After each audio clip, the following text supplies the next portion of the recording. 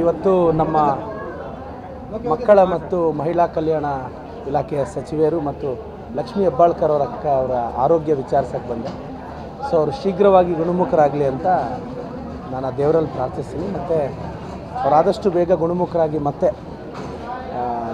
ಆರಾಮಾಗಿ ಆದಷ್ಟು ಬೇಗ ರಿಕವರ್ ಆಗಿ ಬರ್ತಾರೆ ಅಂತ ನನ್ನ ನಂಬಿಕೆ ಸರ್. ಅದು ತುಂಬ ಆರೋಗ್ಯವಾಗಿದ್ದಾರೆ. ಇನ್ನೂ ಬೆನ್ನು ನೋವು ಇದೆ ಅಂತ ನಾನು ವೈದ್ಯರನ್ನ ಮತ್ತೆ ಮಾತಾಡಿದೆ.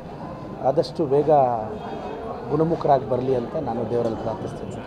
ಬೆಳಗಾವಿಯಲ್ಲಿ ಐತಿಹಾಸಿಕ ಕಾರ್ಯಕ್ರಮ ನಡೀತಾ ಇದೆ ಸರ್. ಎಸ್, ಇವತ್ತು ನಮ್ಮ ಮಕ್ಕಳ ಮತ್ತು ಮಹಿಳಾ ಕಲ್ಯಾಣ ಇಲಾಖೆಯ ಸಚಿವೆಯರು ಮತ್ತು ಲಕ್ಷ್ಮೀ ಹೆಬ್ಬಾಳ್ಕರ್ ಅವರ ಆರೋಗ್ಯ ವಿಚಾರಿಸಕ್ಕೆ ಬಂದೆ.